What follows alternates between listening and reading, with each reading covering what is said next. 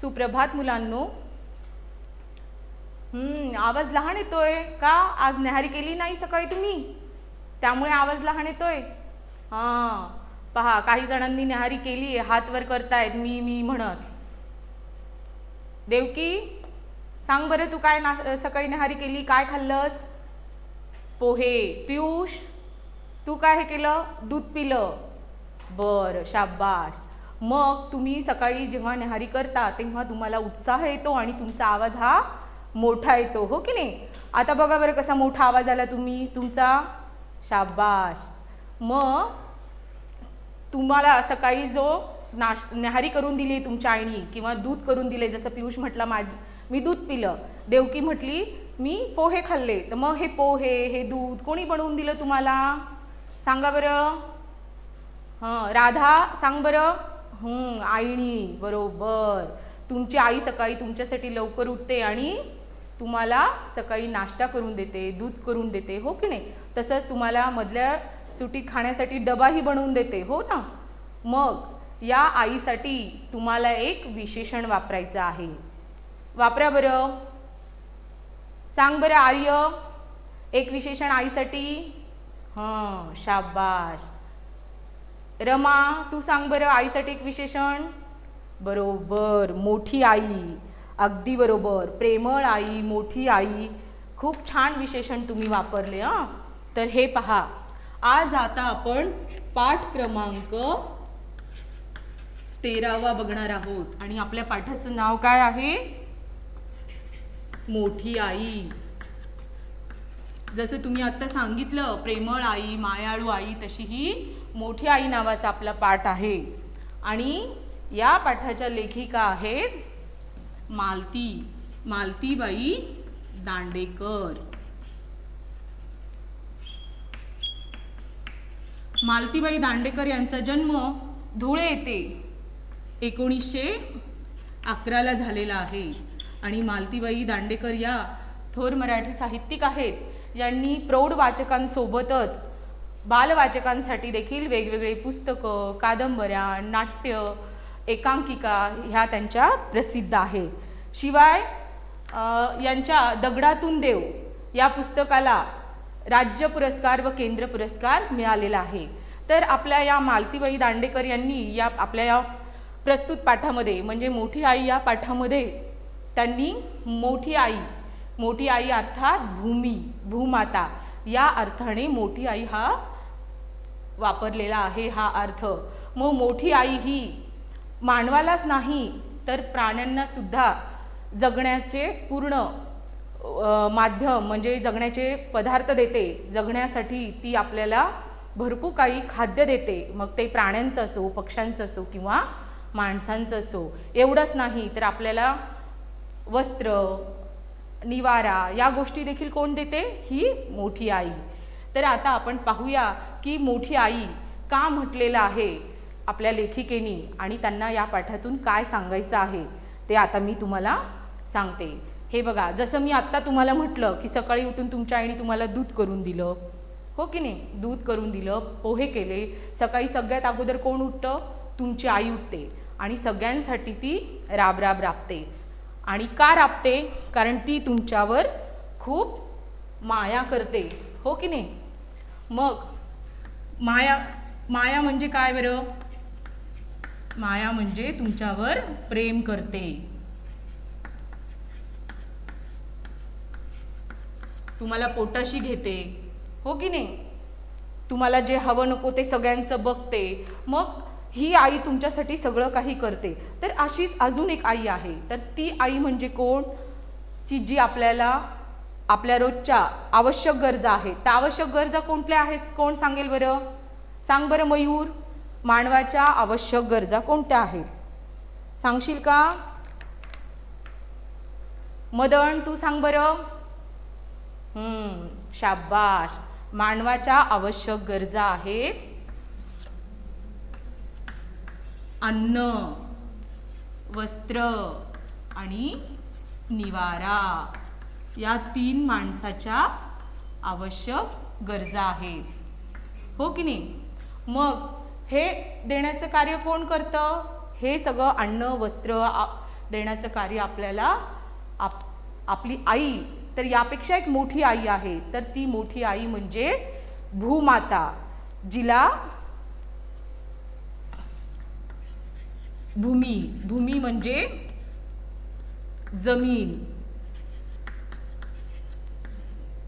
तर भूमाता म्हणजे जमीन ती आहे. आणि जमीन म्हणजे काय बरं, तर जमीन म्हणजेच या पृथ्वीवरील, या धर्तीवरील माती. मग त्या मातीतच वेगवेगळे धान्य हे उगवले जातात, ते धान्य पेरले जातात. जसं की आपण पाहतो, ही ज्वारी आहे, ही बाजरी आहे. दिसते ना तुम्हाला, शुभ्रा दिसते का? ही ज्वारी आहे आणि ही बाजरी. शिवाय हे काय आहे? गहू. आणि हे काय आहे? तांदूळ. तर हे बघा, आता इथे तुम्हाला पाठाचं नाव तर दिसलंच आहे. तर पुढचा प्रश्न हे बघा, पुढे बघा, या ताटामध्ये तुम्हाला काय काय दिसतं सांगा बरं. या ताटामध्ये तुम्हाला दिसतं भाजी, वरण, भात, पोळी आहे. शिवाय काय काय आहे? वेगवेगळे पदार्थ बनवलेले आहेत. काही गोड पदार्थ आहे, खीर आहे, ताक आहे, सलाद आहे. तर हे सगळं आपण जेवताना आपल्याला आपली आई बनवून देते, आपल्यासाठी कष्ट घेते. पण मग आपल्या आईपेक्षा अजून एक मोठी आई आहे. तर ती मोठी आई कोणती आहे? ती मोठी आई आहे ही भूमी, ही माती. आणि या मातीतच हे बघा, ही काय आहे? बटाट्याची भाजी. मग ही बटाट्याची भाजी आपण जी बनवली आहे, किंवा हे जे बटाटे, तर हे बटाटे कुठे येतात बरं मुलांनो? या मातीतच, या मातीत, या जमिनीत. म्हणजेच ते कुठे येतात? जमिनीखाली. जमिनीखाली येणारी देखील काही पिकं आहेत. तर जमिनीखाली काय येतं? बटाटे, अजून कांदे, अजून कोण सांगतं? लसूण, अजून आलं. बरोबर, शाबाश, किती हुशार झालेत रे तुम्ही सगळे, खूप छान उत्तरं दिलेत तुम्ही. तर हे बघा, हे आहे आलं, हे येतं जमिनीखाली. त्यानंतर हे काय आहे? कांदा. तर हा कांदा देखील कुठे येतो? जमिनीखाली, जसं तुम्ही आत्ता उत्तर दिलं.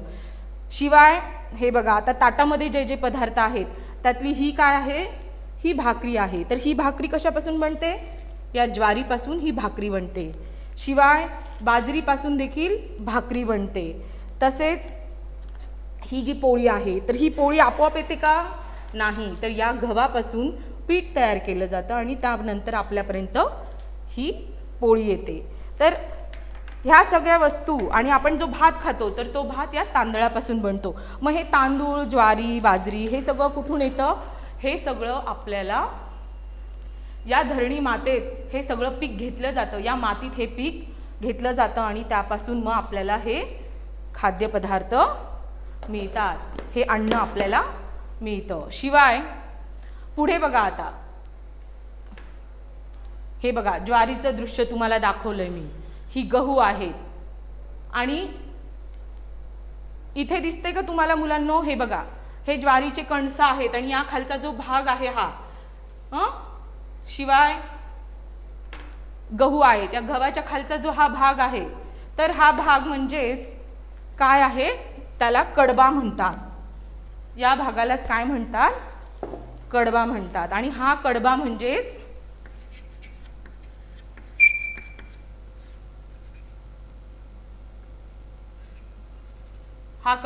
काय? गुरांना खाणारं खाद्य. कणसे काढून उरलेला भाग म्हणजे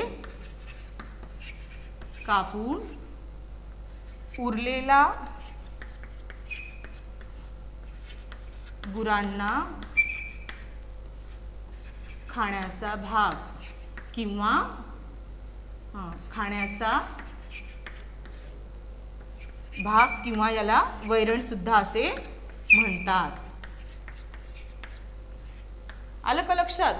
मग गुरांना जेव्हा आपण हे वैरण, हा कडबा टाकतो, हे चारा जेव्हा गुरे खातात तेव्हा त्यांचं पोट भरतं आणि मग हे गुरं, गाई, म्हशी या ज्या आहेत त्या आपल्याला भरपूर दूध देतात, हो की नाही? तर हे बघा, मी तुम्हाला दाखवते पुढे चित्रामध्ये. हे बघा, हे कडबा आहे, हा इथे कडबा आहे, असा कडबा साठवून ठेवला जातो. शिवाय इथे बैल दिसत आहेत कडबा खाताना, तर मग हे असे कडबा खाऊनच हे आपल्याला दूध देतात. आणि त्या दुधापासून आपण कुठले कुठले पदार्थ बनतो सांग बरं पूजा? दुधापासून दही, दही, ताक, लोणी, तूप. तुमच्या रोजच्या जेवणात ह्या वस्तू असतातच ना.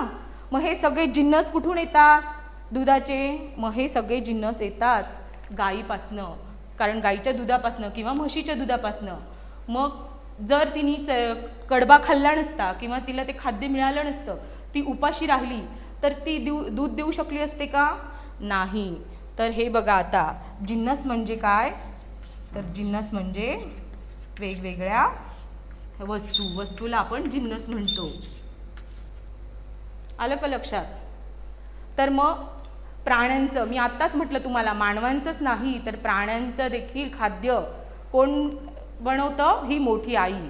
मग मोठी आई म्हणजेच कोण? आपली धरणी माता, भूमाता, जमीन. या मातीतच हे सगळं उगवलं जातं. आणि एवढंच नाही बरं मुलांनो, आणखी एक, पूर्वीच्या काळी म्हणा अशी पाटी पेन्सिल वापरायचो. मी लहान असताना अशी वापरली बरं पाटी पेन्सिल. मग ही जी पाटी पेन्सिलसाठी जो मऊ दगड लागतो, तर तो मऊ दगड कुठे मिळतो? तो मऊ दगड देखील जमिनीच्या खाली, खाणीत सापडतो, म्हणजे जमिनीच्या खाली सापडतो. तसेच रॉकेल कुठे सापडतं? कोण सांगतं?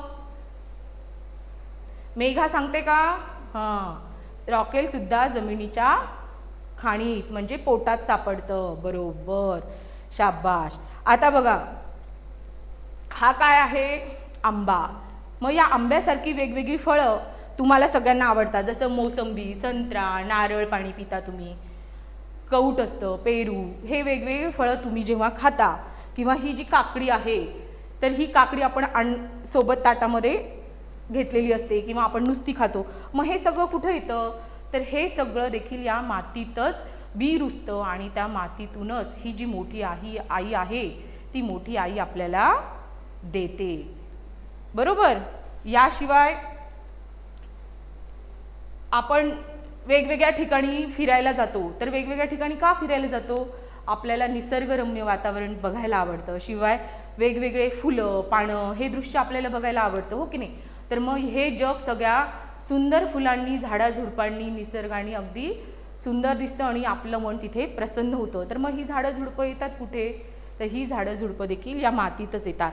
एवढंच नाही, तर या मातीमध्ये औषधी वनस्पती देखील रुजतात, औषधी वनस्पती देखील वाढतात, मोठ्या होतात. तर ही पहा, ही तुळस जी आहे ही देखील औषधी आहे, तुम्हाला माहिती आहे, दिसते ना सगळ्यांना? बघा, तर ह्या तुळशीचे पानं आपण रोज खाल्ले तर आपली बुद्धिमत्ता वाढते. शिवाय आपली सर्दी, खोकला हाही कमी होतो आणि आपली इम्युनिटी पॉवर वाढते. मग यासारख्या अजून औषधी कोण सांगेल मला? औषधी वनस्पती सांग बरं रुद्र. निलगिरी, बरोबर. अजून सानवी, निंबाचं झाड, बरोबर. कारण कडुनिंबापासनं आपण औषधीसाठी कडुनिंब वापरतो.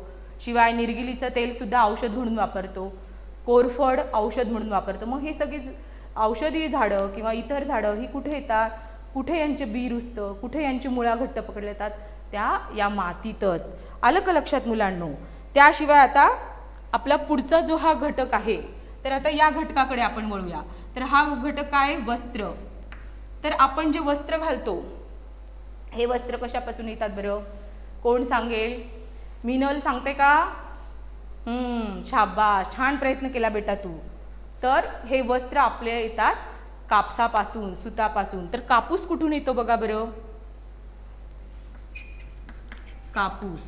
तर हा कापूस जो आहे, इथे बघा मी तुम्हाला दाखवते. हा जो कापूस आहे, या कापसाचा पूर्वी चरक्यावर दोरा काढला जायचा, असा दोरा काढला जायचा याचा, आणि त्या दोऱ्यापासून हातमागावर वस्त्र विणले जात होते.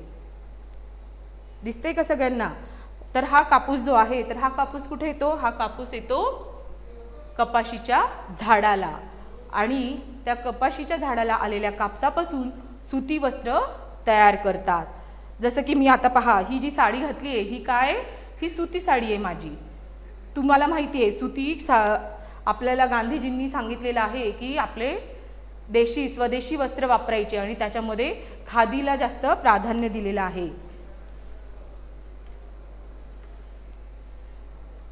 त्याशिवाय आपण लग्न समारंभाला जातो की नाही? मग लग्न समारंभामध्ये आपण कुठले कपडे घालतो? जयंत सांग बरं. जयंत तू कुठले कपडे घालून जातोस? माधवी हां बरोबर, असे झगमग छान भारीचे कपडे तुम्ही घालून जाता की नाही? मग ते भारीचे झगमग कपडे म्हणजेच रेशमी वस्त्र असतात. सगळेजण छान रेशमी वस्त्र. मग रेशमी वस्त्राला कशी चमक असते बघा. मी तुम्हाला इथे वस्त्र न दाखवता दोरे आणलेत रेशमाचे. तर हे रेशमाचे 2 दोरे, तर या दोऱ्यांना चमक दिसतीये ना तुम्हाला? तर मग हे असेच रेशमी वस्त्र असतात चमचम. आणि मग हे रेशमी वस्त्र आपल्याला कुठून येतात? तर हे रेशमी वस्त्र आपल्याला, हे तुतीचं झाड आहे आणि या तुतीच्या झाडावर हे जे छोटे छोटे पांढऱ्या आळ्या दिसत आहेत ना, हे रेशमी किडे. या रेशमी किड्यांपासून आपल्याला रेशीम मिळतं आणि हे रेशमी किडे या तुतीच्या झाडावरच वाढवले जातात. या तुतीच्या झाडाला अजून एक नाव आहे. हे बघा, हे फळ आहे. हे फळ शहतूतचं फळ. तर हे फळ खूप छान असतं. आपल्या शाळेजवळ आहे बघा. हे झाड तुम्हाला प्रत्यक्ष मी नंतर दाखवते मधल्या तासिकेमध्ये. तर हे शहतूतच्या झाडावर किंवा ह्या तुतीच्या झाडावर हे रेशमाचे किडे वाढवले जातात. हे बघा. आणि मग त्यापासून आपल्याला रेशमी वस्त्र मिळतात. तर हे सगळं कुठं येतं? मग तुतीचं झाड, कपाशीचं झाड कुठे मूळ पकडतं, कुठे वाढतं मुलांनो? तर हे आपल्या मातीतच यांची मुळं घट्ट हे होतात आणि मग आपल्याला वस्त्र मिळतं. तर एवढंच नाही मुलांनो, मला अजून तुम्हाला सांगायचंय. आपण लग्न समारंभाला जातो तर मग नुसते रेशमी वस्त्र घालून जातो का? नाही. तर यासोबत आपण दागदागिने घालतो की नाही? तुमच्या आई, काकू, आजी, ताई या सगळ्या जणी रेशमी वस्त्र सोबत दागदागिने वापरतात. मग ते दागदागिने सोन्याचे असतात, हो की नाही? जसं की आता हे माझं सोन्याचं मंगळसूत्र आहे, ही सोन्याची बांगडी आहे. हे बघा, ही सोन्याची बांगडी आहे, सोन्याचं मंगळसूत्र आहे आणि ही चांदी. तर मग असे वेगवेगळे दागिने आपण वापरतो. आणि तुम्हालाही माहिती आहे, तुम्ही तुमच्या आईचे बघितलेले आहेत, आजीचे बघितलेले आहेत, काकूचे बघितले.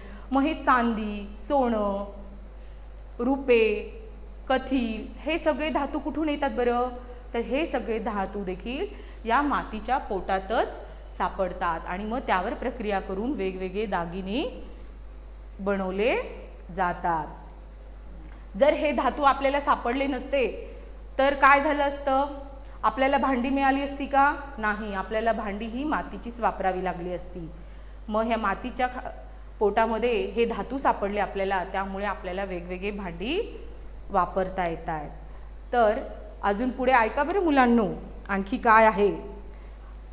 तर ही भांडी बनवण्यासाठी कुठे बनवले जातात सांगा बरं? ही भांडी कोण सांगतं मला? जया सांगते का तू? कारखान्यात. बरोबर, शाबाश. कारखान्यामध्ये ही भांडी बनवली जातात. मग कारखाना कशावर चालतो सांगा बरं बेटा?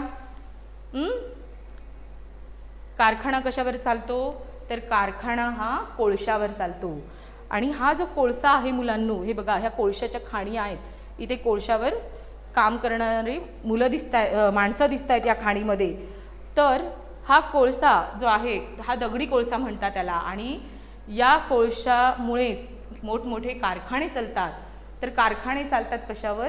दगडी कोळसा आणि लोखंड. तर लोखंडही कुठे सापडतं? लोखंडही या मातीच्या पोटात, त्या जमिनीच्या पोटामध्ये लोखंड सापडतं. आणि लोखंड आणि कोळशाशिवाय कारखाने चालणं अशक्य आहे.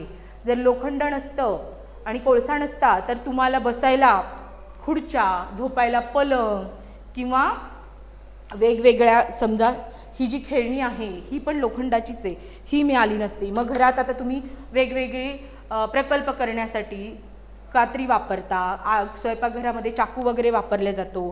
किंवा हे जे टाचण्या आहेत, हे जे खिळे आहेत, तर हे हे कुठून येतात? हे सगळे टाचण्या, खिळे हे जे आहेत तर हे सगळे आपल्याला मिळतात या कारखान्यातून. आणि कारखाना चालतो कशावर सांगितलं मी आत्ता? कारखाना चालतो कोळसा आणि लोखंडावर. अगदी बरोबर. मग लोखंड आहे म्हणून आगगाड्या बनल्या, मोटर बनली. ही साधने बनल्यामुळे आपल्याला वेगवेगळ्या ठिकाणी फिरता येतं, वेगवेगळ्या ठिकाणी आपण प्रवास करू शकतो. आलं का लक्षात मुलांनो? आता हे बघा, हे काय आहे? याला म्हणतात बिजागऱ्या. तर हे बघा, आता हे झालं वस्त्राचं. तर निवारा. तर निवारा म्हणजे काय बरं? निवारा म्हणजे आपल्याला ऊन, वारा, पाऊस किंवा इतर प्राण्यांपासून आपलं रक्षण करण्यासाठी एक सुरक्षित ठिकाण, तो म्हणजे निवारा, म्हणजेच घर. तर हे घर बांधण्यासाठी काय काय लागतं सांगा बरं? कोण सांगेल? वसंत, तू सांगतोस का? विटा. अजून कोण सांगेल? पिऊ? लोखंड. बरोबर. अजून कोण सांगेल? आकांक्षा? बरोबर. रेती, लाकूड. बरोबर. आणि बिजागऱ्या. बरोबर. छान. अगदी खूप छान उत्तरं दिले बरं मुलांना. तुमचं फार बारीक लक्ष आहे आणि बारीक निरीक्षण आहे बरं तुमचं. तर आता बघा मुलांनो, हे आपण पाहिलं. तर मी आता हे शब्दार्थ तुम्ही लिहून घेतलेत का? आता पुढचे शब्दार्थ मी तुम्हाला इथे लिहून घेणार आहे. लिहिले ना हे सगळ्यांनी? शाबाश.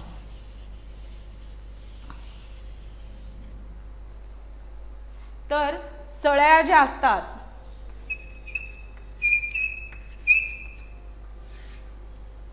किंवा त्याला तुळ्या देखील म्हणतात. तर आपल्या पुस्तकामध्ये तुळ्या हा शब्द आलेला आहे. तर त्याला काय म्हणतात? लोखंडी सळया. लोखंडी सळया म्हणजे तुळ्या. आलं का लक्षात? तर ह्या ज्या बिजागऱ्या आहेत मुलांनो, ह्या बिजागऱ्या, तर ह्या बिजागऱ्यांचा उपयोग कशासाठी होतो? हे बघा, ह्या इथे बिजागऱ्या लावलेल्या आहेत. या बिजागऱ्या म्हणजे दारं खिडक्या बंद चालू करण्यासाठी ह्या बिजागऱ्या, म्हणजे ह्या जर लागल्या नसत्या तर दारं खिडक्या बंद करता आल्या असत्या का? दारं खिडक्याची हालचाल व्यवस्थित होण्यासाठी या बिजागऱ्यांचा वापर केला जातो. मी इथे पण तुम्हाला चित्रात दाखवले बघा. खिडक्यांना वगैरे ह्या वापरले जातात. त्याशिवाय ह्या दाराला जी कडी आहे, ही जी कडी आहे, तर ही कशापासून बनलेली आहे? ही लोखंडापासून. आणि मग हे लोखंड कुठे मिळालेले आपल्याला? हे लोखंड सुद्धा आपल्याला या मातीतच मिळालेलं आहे. तर हे पहा. त्याशिवाय घर बांधण्यासाठी अजून काय लागतं? चुना वगैरे आपण हे करतो. तर तो चुना, हा चुना जो आहे, तर हा चुना कुठं मिळतो? तर हा जमिनीमध्ये जमिनीच्या पोटात चुनखडक असतात आणि त्या चुनखडकापासून चुना तयार केला जातो. असे खडे सापडतात आणि नंतर त्यावर प्रक्रिया होऊन चुनखडं तयार केले जातात. हे बघा, हा कडबा मी तुम्हाला अगोदर दाखवलेला आहे. तर एकंदरीत काय मुलांनो, तुमच्या काय लक्षात येतंय की आपण आता ज्या वर्गात बसलोय त्या वर्गासाठी जे साहित्य लागले बांधण्यासाठी, ते साहित्य, मग हे विटा आहेत. मग ह्या विटा कुठून येतात सांगा बरं? विटा देखील येतात लाल मातीपासून. लाल मातीपासून काय बनतात? विटा. आणि या विटा आपण घर बांधण्यासाठी वापरतो. ही रेती देखील नदीमध्ये आपल्याला सापडते, म्हणजे ते मातीमध्ये सापडते आपल्याला. शिवाय लाकूड, हे लाकूड कुठून येतं बरं? घराच्या ह्या दारं आणि खिडक्या आपण बनवण्यासाठी लाकूड कुठून येतं? तर जंगलामध्ये जे वाळलेले झाडं असतात, ते वाळलेले झाडं तोडून घेतात आणि त्याचे दारं आणि खिडक्या बनवले जातात. तर इथपर्यंत समजलं मुलांना तुम्हाला? आता महत्त्वाचा भाग पहा. अन्न, वस्त्र, निवारा जो मी तुम्हाला म्हटलं, तर त्या अन्न, वस्त्र, निवारा देणारी कोण आहे? मोठी आई. मग जसं तुम्ही तुमच्या आईवर प्रेम करता, तसंच या मोठी आईवर म्हणजे धरणी मातेवर, पृथ्वीवर, या जमिनीवर तुम्ही प्रेम करायला पाहिजे. हिचे खूप तुमचे उपकार आहेत. या मातीतलेच अन्न खाऊन तुम्ही मोठे होता, शहाणे होता, मग तिच्यावर तुम्हाला भरभरून प्रेम करायला नको का? मग या पाठातून मालतीबाई दांडेकर यांनी सांगितलेलं आहे की जी धरणी तुम्हाला इतकं सगळं काही देते तर तिच्यावर तुम्ही भरभरून प्रेम केलं पाहिजे, तिचे तुम्ही उपकार जाणले पाहिजेत. तर सगळ्यांना लक्षात येईल ना मुलांनो? मग आता मला सांगा बरं, तुम्हाला हा धडा समजलेला आहे तर जमिनीच्या खाली येणारी पिकं कोणती? कोण सांगेल? हां, बरोबर, लसूण. छान उत्तर दिलंस, अगदी बरोबर. आता सांगा बरं, फुटाणे कशापासून बनतात? हां, हरभऱ्यापासून फुटाणे बनतात, बरोबर. आता मी तुम्हाला गृहपाठासाठी एक प्रश्न देणार आहे, 1-2. तर ते प्रश्न तुम्हाला घरून लिहून आणायचे आहेत मुलांनो. तर आपला पाठ समजला ना की पाठाचा हेतू काय आहे?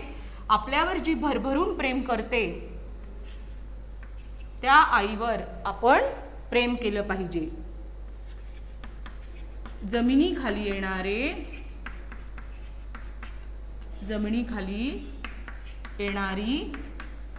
पिके कोणती?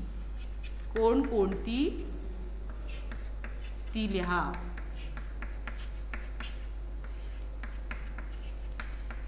हा प्रश्न तुम्हाला उद्या करून आणायचा आहे. अजून मी काही तोंडी प्रश्न विचारणार आहे बरं तुम्हाला, त्याची उत्तरं द्यायची आहेत, कारण तेव्हाच माझ्या लक्षात येईल की तुम्हाला हा पाठ कितपत समजला. बरं, मी असं म्हणते की तुम्ही तुमच्या आईवर भरभरून प्रेम करता, हो की नाही? मग आईपेक्षा मोठी आई कुठली आहे? ही माती, भूमाता, जमीन. मग याच्यावरही आपण भरभरून प्रेम केलं पाहिजे की नाही? मग ह्या भूमातेला आता प्रदूषण खूप वाढलं या भूमातेवर. ते प्रदूषण म्हणजे काय? भूमातेचं प्रदूषण म्हणजे मृदा प्रदूषण. आणि मृदा प्रदूषण म्हणजे काय बरं? जे माती दूषित होते, मातीचं जे प्रदूषण होतं ते म्हणजे मृदा प्रदूषण. आणि ते थांबवण्याचं कार्य कोणी केलं पाहिजे? तुम्ही मुलांनो, कारण तुम्ही देशाचे भावी नागरिक आहात. हे आता कर्तव्य तुमचं आहे. तर तुम्ही चॉकलेट खाता, गोळ्या खाता, बिस्किट खाता आणि त्याचा केरकचरा कुठे? रस्त्यावर कुठेही फेकून देता. तर हे योग्य आहे का? नाही. तर तुम्ही जो कचरा आहे, जे थर्मोकॉल वापरता, तर त्या थर्मोकॉलचं काही विघटन होत नाही, त्यामुळे जमीन खराब होते, जमीन नापीक होते. तर या सगळ्या ज्या वस्तू तुम्ही कचरा म्हणून टाकता तर त्या टाकू नये, त्या तुम्ही कचऱ्याच्या पेटीत टाकल्या पाहिजे. म्हणजेच तुमचं प्रेम हे लक्षात येईल आणि आपली धरणी माता ही वाचवली जाईल, ही पृथ्वी वाचवली जाईल आणि जमिनीचा पोत चांगला राहील आणि आपल्याला भरभरून मग ही भूमाता भरभरून अन्नधान्य देईल. आणि फक्त आपणच याच्यावर जीवन जगतो का? धरणी मातेवर ही आई फक्त आपलंच पालन पोषण करते का? नाही. तर ही मोठी आई प्राण्यांचं, पशुपक्ष्यांचं देखील पालन करते. कारण पशुपक्षी जे दाणे टिपतात, चिमण्या वगैरे, गाई म्हशी जे चारा खातात, त्यांनाही या भूमातेतूनच अन्न मिळतं आणि आपल्याला देखील या भूमातेतूनच अन्न मिळतं. तर मला सांगा बरं मुलांनो, तुम्ही इडली खाता तर ती इडली कशापासून बनवते तुमची आई? बरोबर, छान उत्तर दिलंस. हां, तांदळापासून तर इडली बनवतातच, पण काही घरी रव्यापासून देखील इडली बनवतात. बरोबर. आता खिडकीच्या ज्या गजा आहेत किंवा जे काचा आपण खिडकीला लावतो, तर त्या काचा पण कुठून येतात? हां, त्या काचाही कारखान्यात तयार केले जातात. आणि हे सगळं आपल्याला या मोठ्या आईनी दिलं आहे. बरोबर मुलांनो, समजला हा पाठ? मग आता हा गृहपाठ तुम्ही करणार ना, लिहून घेतलाय ना सगळ्यांनी? जमिनीखाली येणारी पिके कोणकोणती ती लिहा. एकच प्रश्न दिलाय मी आणि तो व्यवस्थित तुम्ही सोडवायचा आहे. आलं? हां, त्यानंतर आता अजून एक धडा पहा, म्हणजे अजून पुढचा प्रश्न मी तुम्हाला विचारणार आहे, पाठ समजला की नाही यासाठी. कारण पाठ आपला अगदी सोपा आहे. तर या पाठामध्ये अन्न वस्त्र निवारा हे तर आपण पाहिलंच आहे. त्याशिवाय आता तुम्हाला कितपत याबद्दल माहिती आहे, हे आता तुम्ही किती माझ्याकडनं समजवून घेतला हा पाठ, हे मी तुमच्याकडनं ऐकणार आहे. तर मणुके कशापासून बनतात सांगा बरं? कोण सांगेल? राधिका, तू सांगतेस का? हां, शाबाश. मणुके हे द्राक्षापासून बनतात. बरोबर, खूपच छान. वेफर्स कशापासून बनवतात? तुमच्या घरी चिप्स वगैरे आई बनवते, तुम्हाला खूप आवडतात बघा, तुमचा आवडता पदार्थ आहे तो मुलांनो. हां, केळी, बटाटा, अगदी बरोबर. आता मला अजून एक सांगा, तुम्हाला गोड पदार्थ खूप आवडतो, मग तो गोड पदार्थ कुठून येतो? साखरेपासून बनवतात, किंवा साखरेसोबत जर साखर नसली तर बाकीचे सगळे जिन्नस त्याच्यात घातले तर तो पदार्थ गोड बनेल का? नाही बनणार. मग साखर कुठून येते सांगते का राधा? साखर ही ऊसापासून बनते, बरोबर. पण अजून एक माझा प्रश्न आहे, ऊस कशापासून बनतो सांगा बरं? ऊस हा कुठे येतो? ऊस हा देखील शेतातच येतो.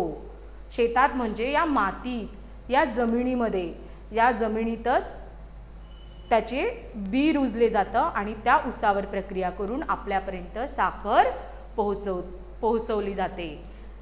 तर आलं का मुलांना लक्षात? म्हणजे आपल्या सकाळच्या चहापासून ते संध्याकाळी आपण झोपेपर्यंत आपल्या सगळ्या जीवनावश्यक गरजा पुरवणारी कोण आहे? तर ही मोठी आई आहे, म्हणूनच तिला मोठी आई म्हटलेलं आहे. तर आज आता आपण इथेच पाठ थांबवणार आहोत आणि दिलेला गृहपाठ तुम्हाला मुलांनो करून आणायचा आहे. लिहिला ना तुम्ही सगळ्यांनी? शाबाश, खूप छान.